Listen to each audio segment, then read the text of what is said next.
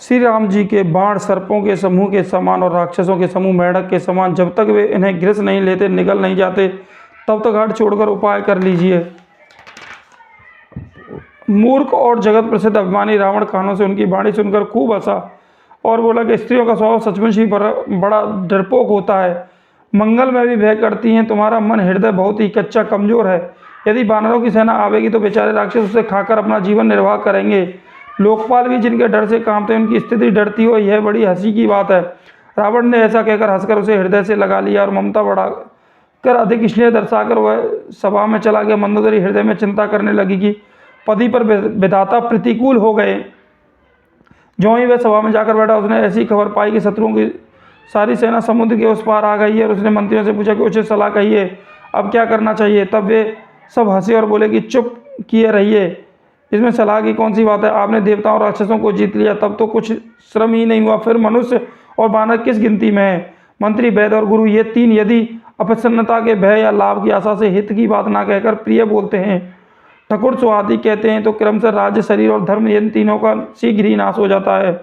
रावण के लिए भी वही सहायता संयोग आ बनी है। मंत्री उसे सुना सुनाकर मुंह पर स्तुति करते हैं। इसी समय अवसर पाकर विभीषण जी आए और उन्होंने बड़े भाई के चरणों में सिर नवाया। फिर वे सिर नवाकर अपने आसन पर बैठ गए और आज्ञा पाकर वे वचन बोले, हे कृपालु, जब आपने मुझसे बात राय पूछी है तो हे तात, मैं अपनी बुद्धि के अनुसार आपके हित की बात कहता हूँ। जो मनुष्य अपना कल्याण, सुंदर यश, सुबुद्धि, शुभ गति और नाना प्रकार के सुख चाहता हो, वो हे स्वामी पर स्त्री के ललाट को चौथ के चंद्रमा की तरह त्याग दे। अर्थात जैसे लोग चौथ के चंद्रमा को नहीं देखते, उसी प्रकार पर स्त्री का मुख भी ना देखें। 14 भुवनों का एक ही स्वामी हो, वह भी जीवों से बैर करके ठहर नहीं सकता, नष्ट हो जाता है। जो मनुष्य गुणों का समुद्र और चतुर हो, उसे चाहे थोड़ा ही लोभ क्यों ना हो तो भी कोई भला नहीं है।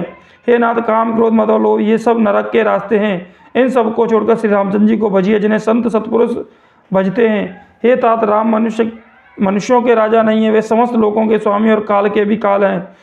वे संपूर्ण ऐश्वर्य, यश, श्री, धर्म, वैराग्य और ज्ञान के भंडार भगवान हैं। वे मैं विकार रहित, अजन्मा, व्यापक, अजय, अनादि और अनंत ब्रह्म है।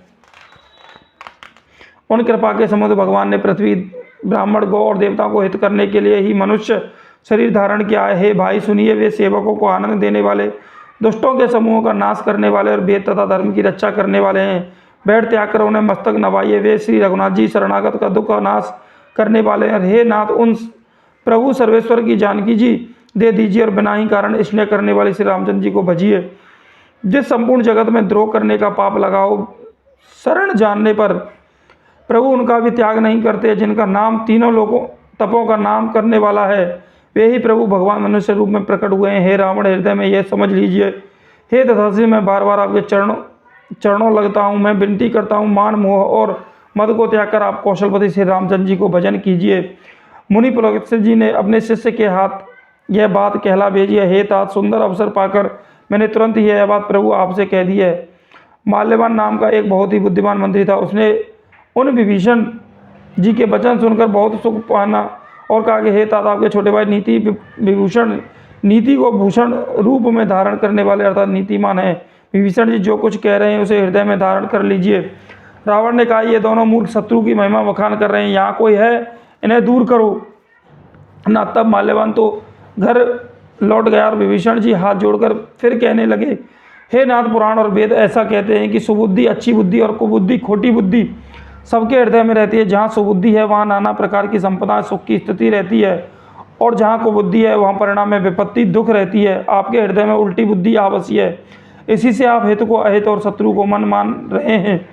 जो राक्षस कुल के लिए काल रात्रि के समान है, उन सीता पर आपकी बड़ी प्रीति है। हे तात, मैं चरण पकड़कर आपसे भीख मांगता हूँ, विनती करता हूँ कि आप मेरा दुलार रखिए। आप बालक के आग्रह को स्नेहपूर्वक स्वीकार कीजिए, श्री रामचंद्र जी को सीता दे दीजिए, जिससे आपका अहित ना हो। विभीषण ने पंडितों, पुराणों और वेदों द्वारा सम्मत अनुमोदित वाणी से नीति बखान कर कही, पर उसे सुनते ही रावण क्रोधित होकर उठा और बोला, रे दुष्ट, अब मृत्यु तेरे निकट आ गई है। अरे मूर्ख, तू जीता तो है सदा मेरा जिलाया हुआ, अर्थात मेरे ही अन्न से पल रहा है, पर हे मूढ़, पक्ष तुझे शत्रु का ही अच्छा लगता है। अरे दुष्ट, बता ना, जगत में ऐसा कौन है जिसे मैंने अपनी भुजाओं के बल से ना जीता हो।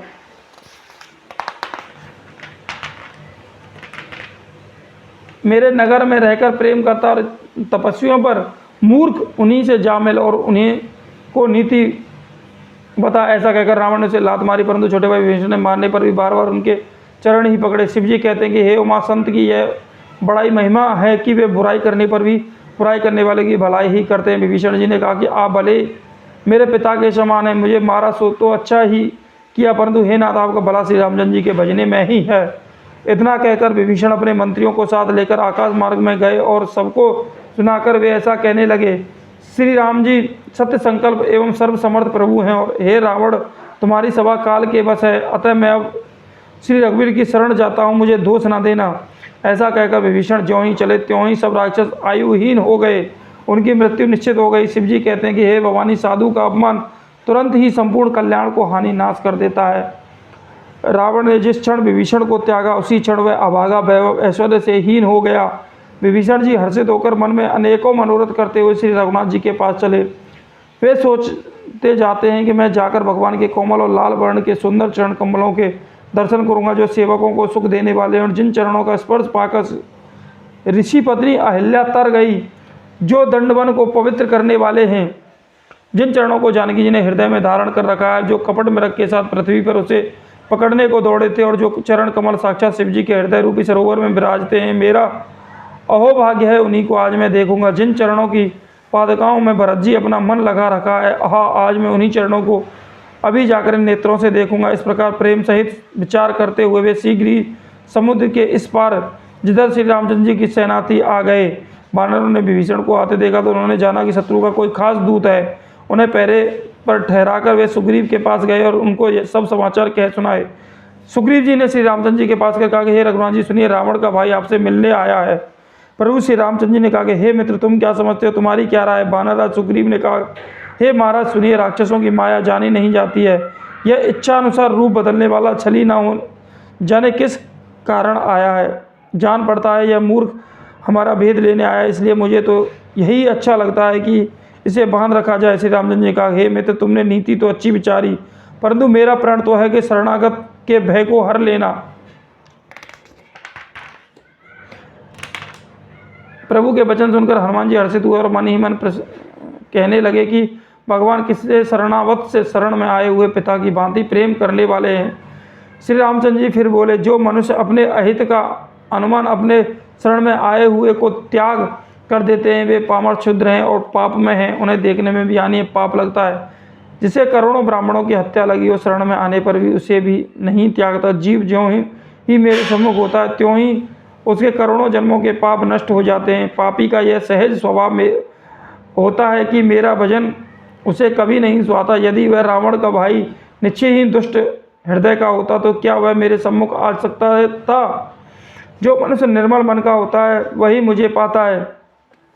मुझे कपट और छल छिद्र नहीं सुहाते। यदि उसने रावण ने भेद लेने को भेजा है तब भी हे सुग्रीव अपने को कुछ भी भय या हानि नहीं है, क्योंकि हे सके जगत में जितने भी राक्षस हैं लक्ष्मण क्षणभर में उन सबको मार सकते हैं, और यदि वह भयभीत होकर मेरे शरण आया है तो मैं उसे प्राणों की तरह रखूंगा। कृपा के धाम श्री रामचंद्र जी ने हंसकर कहा कि दोनों ही स्थितियों में उसे ले आओ।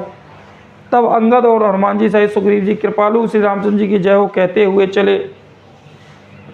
विभीषण जी को आदर सहित आगे करके वानर फिर वहां चले जहां करुणा की खान श्री रघुनाथ जी थे। नेत्रों को आनंद का दान देने वाले अत्यंत सुखद दोनों भाइयों को विभीषण जी ने दुरही से देखा। फिर शोभा के धाम श्री रामचंद्र जी को देखकर वे पलक मारना रोककर ठिठक स्तब्ध होकर एकटक देखते ही रह गए। भगवान की विशाल भुजाएं, लाल कमल के समान नेत्र और शरणागत के भय का नाश करने वाले सांवला शरीर है। सिंह के से कंधे, विशाल वक्षस्थल, चौड़ी छाती अत्यंत शोभा दे रहा है। असंख्य कामदेवों के मन को मोहित करने वाला मुख है। भगवान के स्वरूप को देखकर विभीषण जी के नेत्रों में प्रेमाश्रुओं का जल भर आया और शरीर अत्यंत पुलकित हो गया। फिर मन में धीरज धरकर उन्होंने कोमल वचन कहे, हे नाथ मैं दशमुख रावण का भाई हूँ और हे देवताओं के रक्षक, मेरा जन्म राक्षस कुल में हुआ है और मेरा तामसी शरीर है। स्वभाव से ही मुझे पाप प्रिय है, जिसे उल्लू को अंधकार पर सहज स्नेह होता है। मैं कानों से आपका सुयश सुनकर आया हूँ। प्रभु भव जन्म मरण के भय का नाश करने वाले हैं। हे दुखियों के दुख करने वाले और शरणागत को सुख देने वाले श्री रघुनाथ जी मेरी रक्षा कीजिए, रक्षा कीजिए। बोलो मंगल भवने अमंगल हारी प्रभु सुदशरथ हरि दीन दयाल हरद संभारी हरऊ नाथ मम संकट भारी। बोलो सियावल राम चंद्र की जय।